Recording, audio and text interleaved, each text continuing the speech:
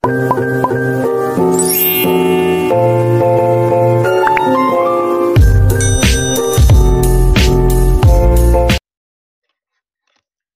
Tuhan, selamat pagi, Shalom. Pagi ini saya mau mengajak kita kembali membuka kitab Kejadian. Ada satu topik yang kita mundur sejenak, karena saya percaya bahwa ini topik sehari-hari ya. Kejadian pasal yang ke-49, Kejadian pasal yang ke-49. Pada waktu Yakub akan mati, dia memberkati semua anak-anaknya. Satu persatu. Dia melepaskan doa. Kita lihat ada salah satu doa yang saya tertarik sekali untuk mengangkatnya pagi ini. Kejadian pasal 49 ayat 5 sampai dengan ayat yang ke-7. Simeon dan Lewi bersaudara, senjata mereka ialah alat kekerasan. Janganlah kiranya jiwaku turut dalam permupakatan mereka. Janganlah kiranya rohku bersatu dengan perkumpulan mereka. Sebab dalam kemarahannya mereka telah membunuh orang. Dan dalam keangkaraannya mereka telah memotong urat keting lembu. Terkutuklah kemarahan mereka sebab amarahnya keras. Terkutuklah keberangan mereka sebab berangnya bengis. Aku akan membagi-bagikan mereka di antara anak-anak Yakub dan menyerahkan mereka di antara anak-anak Israel.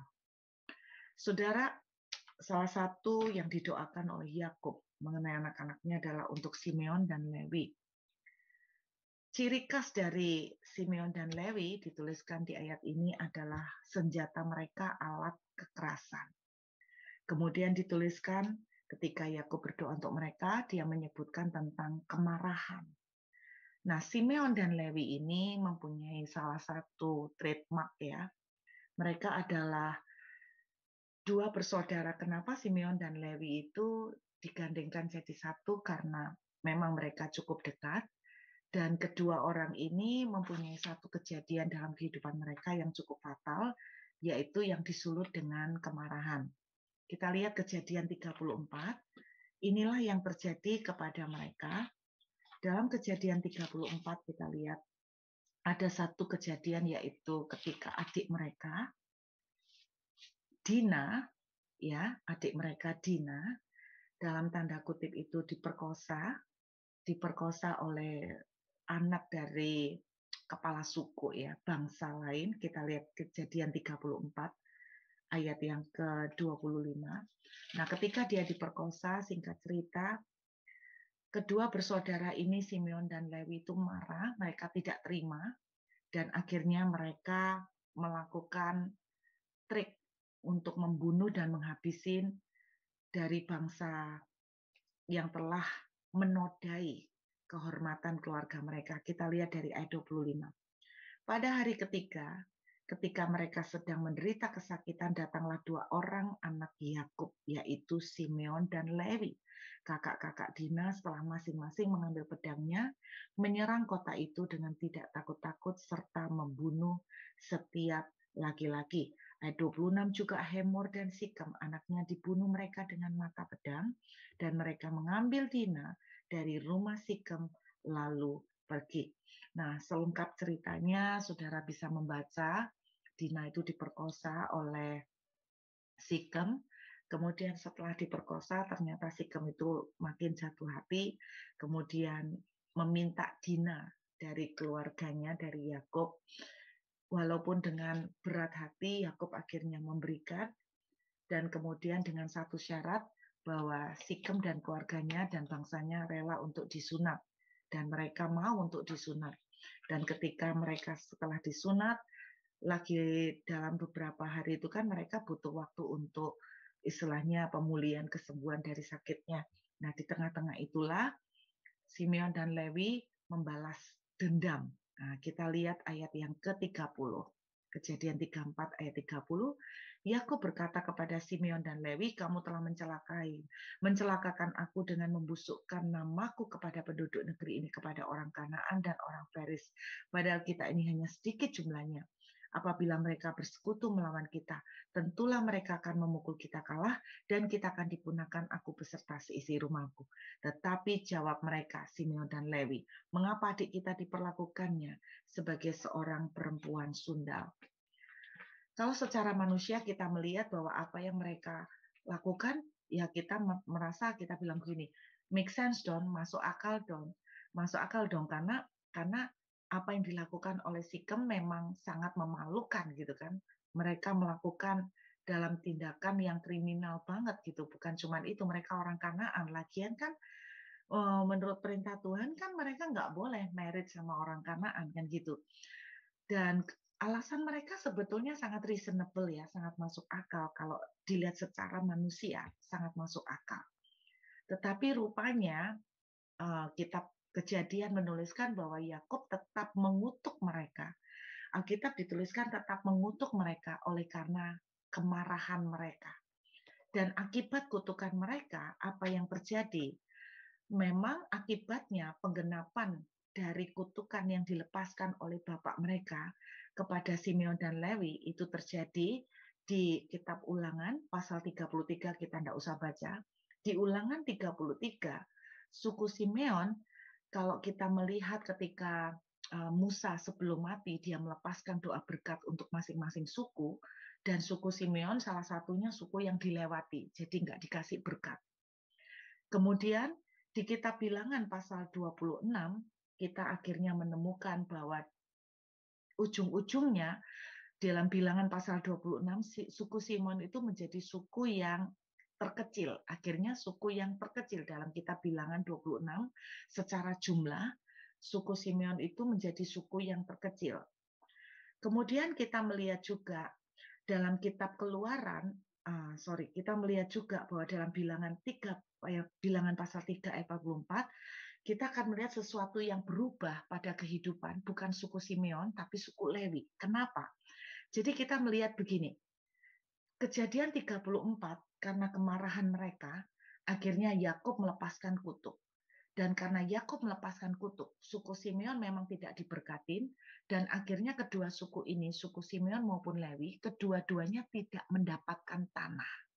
Saya ulangin, keduanya tidak mendapatkan tanah warisan. Keduanya tidak mendapatkan tanah warisan di tengah-tengah bangsa Israel.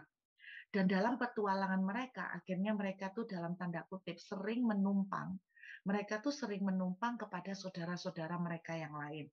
Mereka tuh sering dapat belas kasihan dari suku-suku yang lain. Misalnya suku Ruben kasihan memberikan sebagian tanahnya sedikit. Tetapi rata-rata tanah yang diberikan kepada suku Simeon dan Lewi pada awal-awalnya itu mereka adalah tanah-tanah dalam tanda kutip itu tanah belas kasihan yang diberikan, dan itu merupakan tanah yang kecil-kecil dan tidak ada artinya. Ini yang merupakan akibat dari kutukan yang dilepaskan oleh Yakub kepada kedua suku ini. Tetapi kita lihat ada sebuah kejadian yang ternyata bisa membuat Tuhan itu merubah keputusan. Kejadian yang terjadi di dalam Keluaran pasal 32. Yuk kita lihat. Kitab Keluaran, kita mulai masuk kitab Keluaran ya saudara. Kitab Keluaran pasal yang ke-32. Ada sebuah peristiwa yaitu mengenai anak lembu emas. Saya tidak usah baca detail, tetapi saudara tahu bahwa ketika Musa naik ke atas gunung, karena terlalu lama tidak turun-turun, akhirnya orang Israel gelisah. Lalu mereka berkata, baiklah kita membuat perwakilan, representatif dari Allah. Karena kita tidak tahu bahwa Musa ini di atas mati atau tidak. Kita tidak tahu kapan dia akan turun, apakah dia baik-baik saja. Lalu diceritakan mereka mengumpulkan emas dan mereka menciptakan anak lembu emas, lalu mereka menyembahnya. Kita lihat ketika Musa turun, ayat 19 dari Keluaran 32.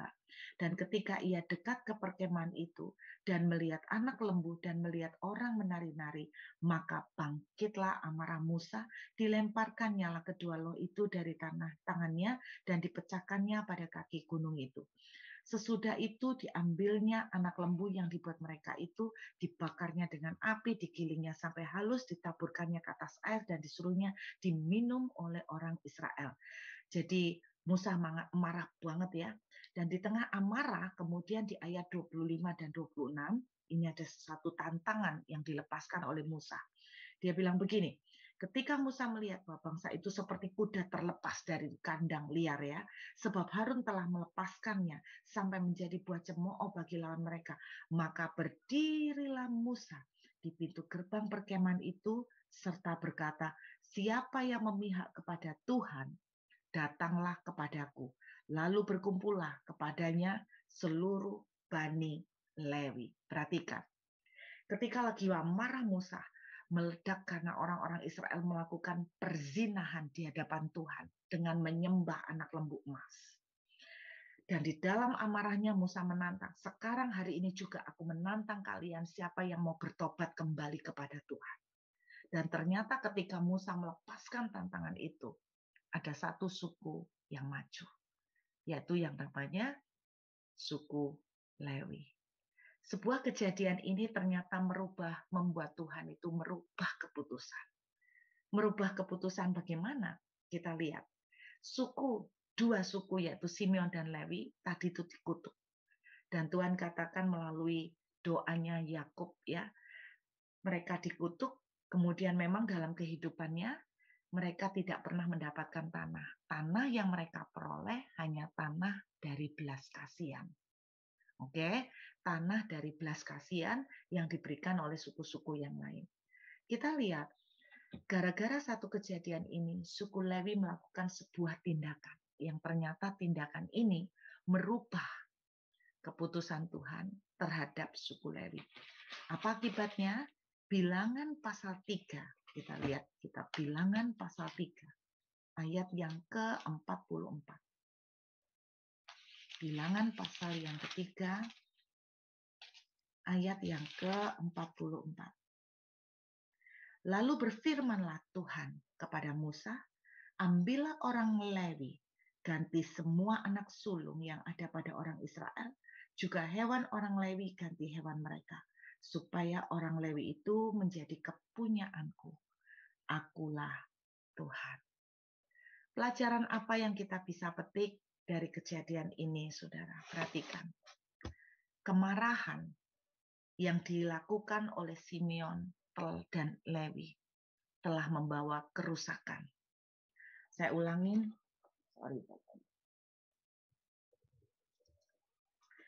Kemarahan yang dilakukan oleh suku Simeon dan Lewi telah membuat kerusakan kepada mereka. Membuat mereka kehilangan warisan, membuat mereka kehilangan berkat. Tetapi kita juga bisa melihat dari cerita ini, ketika orang Lewi bangkit untuk bertobat kepada Tuhan, kita melihat pemulihan terjadi.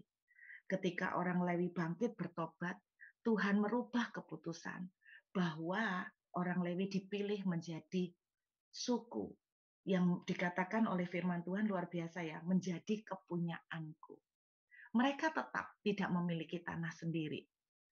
Mereka tetap tidak memiliki tanah sendiri, tetapi mereka berubah nasibnya menjadi bangsa yang dipilih Tuhan secara khusus untuk dikuduskan dan dikhususkan untuk melayani Tuhan. Kita melihat dari ini, kalau kita tuh punya kemarahan, maka kemarahan itu ternyata berdampak mengerikan sekali. Bisa membuat banyak warisan yang harus hilang dari hidup kita. Tapi kita lihat, ketika mereka bertobat, kembali menghampiri Tuhan, sebuah tindakan yang seperti ini yang kelihatannya sepele, tetapi di mata Tuhan ini berharga, ternyata bisa mengubah nasib mereka. Mereka menjadi bangsa yang dikuduskan dan dikhususkan Tuhan. Namun tetap kita melihat, mereka tetap tidak memiliki tanah secara khusus. Artinya, walaupun mereka bertobat kembali, konsekuensi itu tetap ada. Walaupun mereka bertobat, apa yang mereka pernah ambil sebagai akibat dari kesalahan yang mereka pernah lakukan dulu, mereka tetap alami. Dalam kehidupan kita juga demikian, Bapak Ibu. Ketika kita itu amarah, kita biarkan meledak-meledak, kita bisa kehilangan banyak hal. Kita bisa merusak, kita bisa kehilangan warisan, atau bahkan berkat yang seharusnya menjadi jatah dan milik kita. Sebaliknya ketika kita kembali sungguh-sungguh kepada Tuhan, tidak tertutup kemungkinan, sangat memungkinkan bahwa itu akan mengubah nasib. Namun tetap ada konsekuensi, ada bagian-bagian konsekuensi yang harus kita alami dan kita tetap harus hadapi. Nah, itu pelajaran buat pagi hari ini. Makanya Bapak Ibu, Tuhan mengingatkan kita, kalau kita marah, jangan sampai matahari terbenam. Amin. Saya nggak tahu apa yang kita alami, mungkin namanya tiap hari kita bisa dibikin marah oleh seseorang, mungkin kita bisa dibikin oleh sebuah keadaan kita menjadi emosional. Tapi saya ingin katakan pada semua saudara, janganlah membiarkan kemarahan itu meledak-ledak, sampai diterus-teruskan, sampai kita dikatakan sampai berdosa. Sehingga apa yang terjadi ketika kita membiarkan amarah itu sampai berdosa, saudara, kita akan kehilangan banyak berkat. Dan kemarahan itu bisa merusak. Berapa banyak kalau kita kilas balik melihat di belakang, berapa banyak ketika kita itu tidak bisa menahan emosi, ketika itu kita berbual-bual dengan emosi kita. Betapa banyak ada hal-hal yang kita rusak. Mungkin itu persahabatan, mungkin itu kepercayaan. Mungkin tadinya harusnya keadaan bisa diperbaiki dengan tidak perlu sampai dengan emosi, tetapi gara-gara emosi kita merusak dan kita nggak bisa kembali total kepada keadaan yang seperti semula. Walaupun Tuhan masih bisa mengampunin, Tuhan masih bisa memulihkan, tetapi tetap ada bagian konsekuensi yang akan kita bawa sampai terus. Karena itu pagi ini biarlah renungan yang sederhana ini boleh mengingatkan kita semua bahwa kita ini kalau marah, kalau emosi mesti hati-hati. Saudara, di kesempatan ini saya ini mau cerita tentang satu film ya, satu film yang sangat memberkati saya. Sebetulnya film kartun sih ini, tapi saya ini suka banget lihat film-film animasi, film kartun karena seringkali film-film kartun itu mengajarkan tentang nilai-nilai yang bagus ya, mengajarkan nilai-nilai yang baik banget. Saudara, ada satu film yang judulnya How to Train Your Dragon. Mungkin saudara pernah tahu ya, How to Train Your Dragon, bagaimana menaklukkan naga. Nah, tolong jangan salah mengerti bahwa Bu, dragon itu kan gambarannya setan, gitu kan? Kita bukan membahas dragon itu simbol setan atau apa, tetapi saya itu waktu nonton film itu, saya itu melihat dari sisi skenario, dari sisi plot cerita yang ditunjukkan oleh film itu, saya tuh menangkap satu pelajaran tuh kayak gini. Kalau Anda pernah lihat film itu, How to Train Your Dragon itu, filmnya itu berkisah tentang suku Viking ya, bangsa Viking, yang mereka tuh punya musuh bebuyutan dari generasi ke generasi, yaitu yang namanya naga. Itu ceritanya di situ. Sehingga saking bebuyutannya, mereka itu sampai punya satu nilai atau satu value bahwa mereka itu akan membanggakan kalau mereka itu bisa membunuh dan membantai naga sebanyak-banyaknya. Sampai mereka itu membuat sebuah buku yang diwariskan turun-menurun, bagaimana membunuh naga jenis ini, bagaimana mengalahkan naga yang jenis seperti ini. Mereka tuh bikin buku seperti itu dalam ceritanya. Sampai salah satu anak dari suku Viking, kok pas di situ diceritakan anak dari kepala sukunya. Nah, dia itu seorang yang dalam tanda kutip punya hati yang cukup berbeda, dalam arti dia itu tidak tegahan, tidak bisa bunuh. Dan satu kali dia itu ketemu dengan seekor naga yang ternyata merupakan jenis naga yang paling top yang ditakutin di bangsa itu. Kemudian ketika dia punya kesempatan untuk membunuh naga itu, ternyata dia itu tidak tega. Di situ ceritanya ya. Dan ketika dia tidak tega, dari sebuah kesempatan itu akhirnya dia bisa membangun persahabatan dengan naga itu. Ternyata di situ dia baru ngerti bahwa naga itu menjadi jahat karena naluri atau insting kenagaan. Di film itu diceritakan. Jadi mereka itu karena merasa terancam, mereka baru seperti galak, seperti kejam. Tetapi pada dasarnya mereka itu adalah melakukan itu karena naluri aja, bukan karena mereka itu dasarnya jahat. Disitulah pemerannya di film kartun ini, istilahnya tokohnya, lalu dia tuh mulai mencari tahu, ternyata setiap naga itu punya cara-cara tertentu untuk ditaklukkan.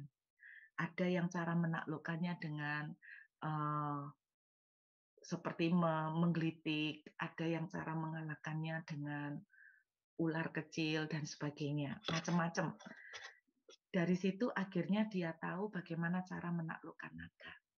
Saudara, waktu saya lihat film itu, yang saya belajar itu gini, dalam hidup kita tuh juga punya orang-orang tertentu yang akhirnya menjadi musuh. Nah, film itu mengajarin saya sebuah pelajaran tuh kayak gini. How to train your dragon. Daripada kita itu langsung memusuhi dengan amarah, dengan dendam, dengan kemarahan yang meluap-luap. Kenapa kita itu tidak belajar, kenapa sih orang itu marah? Kenapa sih orang itu seperti ini? Pasti di balik dia bersikap seperti ini ada alasan yang membuat dia mendorong dia seperti itu. Dan kalau kita bisa ngerti itu, kita bisa dalam tanda kutip menemukan sela-sela bagaimana mengatasinya, menemukan sela-sela bagaimana saya kurang suka memakai kata ini, tapi saya tidak menemukan kata yang lain. Istilahnya daripada kita itu memusuhi, kenapa kita itu tidak belajar untuk menaklukkan musuh kita. Menaklukkan bukan dengan membalas dendam, memaklukkan bukan dengan kekerasan, memaklukkan dengan bukan cara yang kasar, tetapi menaklukkan dengan mengambil sela-sela. Gimana sih cara menaklukkan yang seperti begini? Gimana sih cara menaklukkan yang model begini?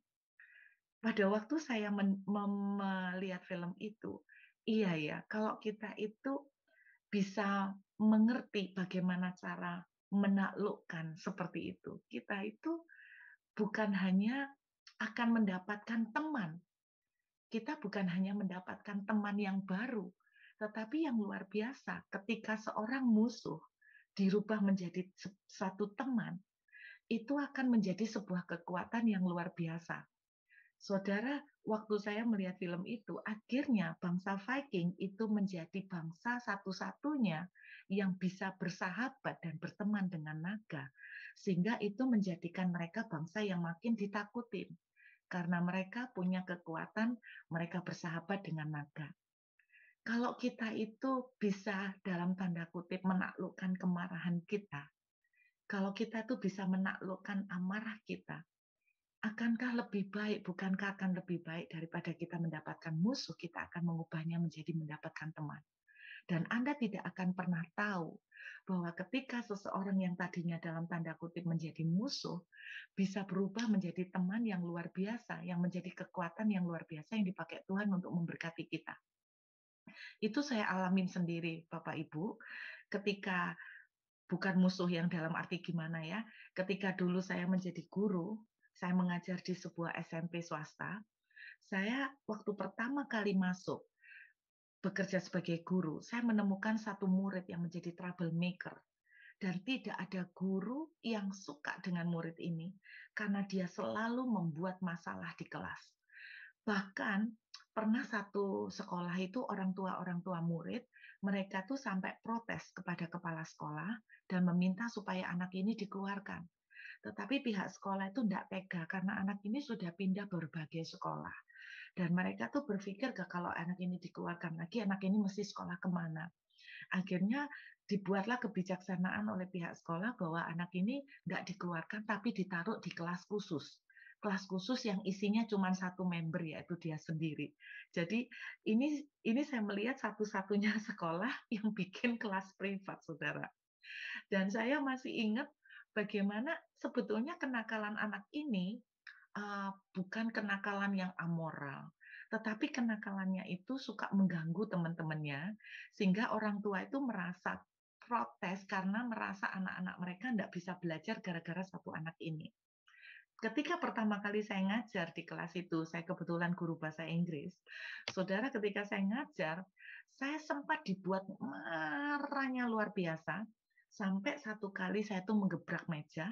Saya menggebrak meja dan saya saking marahnya, saya itu akhirnya enggak tahan, saya yang keluar dari kelas.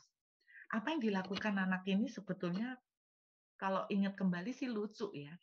Jadi pada waktu itu saya ngomong begini, coba sebutkan kosakata dalam bahasa Inggris mengenai pakaian. Jadi saya bilang begitu, saudara. Nah, anak-anak itu pertama kali serius ketika saya bilang, oke, mention all vocabulary about fashion or clothes. Pertama anak-anak tuh jawabnya genah, Bapak Ibu. Shirt, gitu. Ada yang bilang shirt, t-shirt, dress. Sampai ketika anak ini mulai membuka mulut, dia bicara begini, dia langsung bilang begini, swenpak. Ya, dia bilang gitu. Jadi yang lain mulai shirt, t-shirt, dia bilang swenpak. Terus dari swenpak, dia tuh larinya ke mulai yang ya sebetulnya konyol sih, kecil-kecil gitu ya, bukan nakal yang kayak gimana gitu loh. Nakalnya anak-anak kecil lah. Akhirnya satu kelas tuh rame. Nah, tambah lama bahasanya tuh tambah kusruh gitu loh. Dari sempak lari ke BH, dari BH larinya ke CD. Nah, CD itu also English, Miss, CD English, CD ya kan. Jadi larinya tuh kan mulai yang mengarah-mengarah, yang mulai yang ke arah gitu, merempet-rempet. Wah, akhirnya saya kelas tuh tambah rame, tambah heboh, nggak ada yang fokus. Saya marah, saya gebrak meja, dan ketika saya gebrak meja, bukannya sekelas tuh takut. Tapi anak ini malah jawab gini, Miss, jangan marah-marah loh. Nanti tambah cepat tua loh, Miss. Mukanya nanti tambah keriput-keriput loh. Anda bayangin tambah emosi saya. Akhirnya saya daripada ngamuk, nggak bisa kendalikan diri, karena saya masih ingat ya masa lalu saya kalau ngamuk tuh sampai lempar piring, Bapak Ibu. Saya tuh kalau marah sampai lempar piring. Akhirnya saya keluar dari ruangan kelas, terus kemudian saya nggak tahan, saya nggak mau ngajar, saya kemudian keluar menenangkan diri. Tiba-tiba Tuhan itu berbicara begini, kamu tahu nggak, tidak ada anak yang nakal. Saya diingatkan Tuhan. Yang ada adalah orang tua nakal. Mohon maaf ya para orang tua, tetapi itu yang Tuhan ajarkan. Tidak ada yang anak yang nakal, yang ada orang tua nakal. Kenapa? Artinya tuh gini, anak itu hanya menjadi cerminan dari apa yang diberikan oleh orang tua ke mereka. Anak itu hanya meresponi dari apa yang orang tua lakukan ke mereka. Jadi yang bikin anak nakal karena ada treatment atau perlakuan yang dilakukan oleh orang tua. Kenapa anak ini nakal dan seperti ini? Tuhan itu ingatkan saya, kamu harus ngerti bahwa kalau anak-anak seperti ini adalah karena mereka berarti tidak mendapatkan kasih sayang dari keluarga mereka. Saya mulai ngerasa seperti itu. Akhirnya saya mulai sadar dan saya berpikir kembali. Gimana ya cara gua menaklukkan naga? Ini kayak kalau di film itu How to Train My Dragon. Ini adalah dalam tanda kutip menjadi batu sandungan nih buat saya, duri dalam daging. Karena saya akan ketemu dia terus kan selama ngajar. Kemudian akhirnya sejak saat itu saya mulai kembali ke kelas, wah saya menyemangati diri. Saudara, ketika dia mulai bikin gara-gara ulah, wah saya tambah, istilahnya saya tambah ikut hanyut dalam guyonannya mereka. Bahasanya orang Jawa itu tambah tak jarak, saudara. Kalau mereka bilang kayak CD, BH, wah tambah tak tuweruskin. Kelihatannya pertamanya tambah konyol, tambah nggak karu-karuan. Tapi kemudian di jam-jam istirahat saya panggil dia, yuk makan yuk di kantin, Miss yang traktir. Nah, bahkan saya ajak dia nonton, saya ajak dia jalan-jalan bareng. Wah, tidak pernah ada guru yang nonton sama muridnya, kecuali saya, Bapak Ibu, berdua sama murid saya, kayak kakak adik gitu ya. Saya pergi, akhirnya kami itu jadi akrab luar biasa. Dan saudara, nggak butuh waktu lama, sebulan kemudian, kalau saya ngajar, ada murid-murid yang rame, bukan dia, ada murid-murid yang rame, nggak dengerin, dia langsung marah. Hei, diam, dengarkan, Miss lagi ngajar. Wah, gitu saudara. Jadi dia berubah menjadi pembela, menjadi bodyguard. Tetapi pembelaan yang dilakukan ke saya bukan cuma sampai di situ. Setelah saya resign, beberapa tahun kemudian saya tidak pernah ketemu dia lagi. Satu kali, saudara, saya menerima telepon dari dia setelah cukup lama. Saya masih ingat itu tahun 2018. Kenapa saya ingat tahun 2018? Karena pada saat itu saya sedang bergumul untuk beli rumah.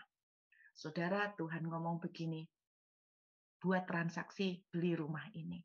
Saya bilang, Tuhan saya tidak punya uang, untuk DP pun saya tidak punya. Tuhan bilang, lakukan transaksi, nanti aku kirim DP-nya. 2 minggu sebelum transaksi tiba, saya transaksi tanggal 28 November. 2 minggu sebelum 28 November, saudara. Sebelum saya transaksi 2 minggu. Tiba-tiba ada telepon dari anak ini. Miss kemana aja? Sudah sekian lama saya kehilangan kontak sama Miss. Saya ngomong, halo Nyo, apa kabarmu? Kamu di mana sekarang kuliahnya? Saya bilang gitu. Aku enggak kuliah, Miss, karena aku males. Dalam hati dari dulu anak ini memang males sekolah. Saudara, males sekolah. Terus kemudian, lah terus kamu ngapain enggak kuliah? Aku kerja aja, Miss, cari duit, enak, dapat duit. Nah, singkat cerita, dia tuh melakukan bisnis dan dia tuh sukses, Bapak Ibu. Sementara teman yang lain tuh kuliah, dia tuh bisnis. Dan kemudian dia tuh bilang begini, Miss, aku ini mau mengucapkan terima kasih karena waktu dulu di SMP yang lain itu menolak aku. Miss itu satu-satunya orang yang menerima aku. Dan aku ini kan sekarang udah kerja, aku mau memberkati Miss, aku boleh nggak? Dia meminta nomor rekening. Saya kasih, terus kemudian tidak lama setelah saya kasih, Miss saya sudah transfer, tolong dicek ya. Terus saya bilang, iya Nyo, dalam hati, jujur Bapak Ibu dalam hati, mohon maaf, saya itu dalam hati bilang gini, halah anak lulusan SMA, mau ngasih berapa sih? Jadi saya nih ya males untuk ngecek gitu loh. Terus kemudian, tidak lama dia telepon lagi, Miss sudah mbok cek? Oh belum Nyo, tidak sempet dalam hati, halah berapa sih kok suruh ngecek bolak-balik. Terus kemudian ditelepon lagi. Wah, akhirnya saya sungkan nih kalau ditelepon lagi. Pikirnya saya kok nggak ngecek-ngecek. Akhirnya saya cek Bapak Ibu. Dan ketika saya cek, disitulah saya kaget. Dia mentransferkan uang 100 juta pada tahun 2018. Dan itu untuk uang muka rumah. Bahkan lebih sampai sisa-sisa untuk saya bayar uang notaris dan sebagainya tahun 2018.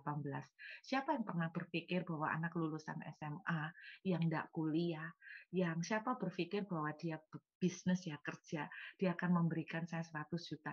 Dari situ saya belajar, Bapak Ibu Anda tidak akan pernah tahu bahwa hari ini orang yang menjengkelkan buat saudara, orang yang bonceng no bahasanya ya, orang yang menjengkelkan buat saudara.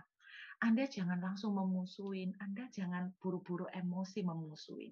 Anda tidak akan pernah tahu bahwa suatu saat orang itu akan dipakai Tuhan untuk menjadi kekuatan berkat yang luar biasa buat saudara. Kita belajar dari pengalaman Simeon dan Lewi, bagaimana mereka menuruti emosi. Mereka kehilangan banyak blessing. Mereka kehilangan banyak berkat yang seharusnya menjadi jatah dan warisan mereka. Mereka hilangkan semua itu. Walaupun Lewi akhirnya mereka mengambil satu inisiatif untuk bertobat dan menghadapi Tuhan dengan sungguh-sungguh. Ada satu kejadian di mana mereka bertobat dengan sungguh-sungguh, membela nama kehormatan Tuhan. Tetapi tetap konsekuensi itu tidak akan pernah bisa mereka hindarkan. Saudara, kadang-kadang kemarahan kita akan membawa konsekuensi yang kita tidak bisa hapus. Berapa banyak orang yang kadang tanya gini, konyol ya. Mungkin konyol, tapi ini sering terjadi. Orang hamil di luar nikah. Tanya sama saya, apakah Tuhan bisa mengampuni? Tuhan pasti mengampuni. Tapi kalau kamu hamil ya tetap harus dihadapin konsekuensinya. Konsekuensi apa? Nama baik harus tercemar, malu, aib, dan harus tanggung jawab. Harus ada tanggung jawab yang kamu pikul sebelum waktunya. Seperti itulah, konsekuensi mereka tetap ada.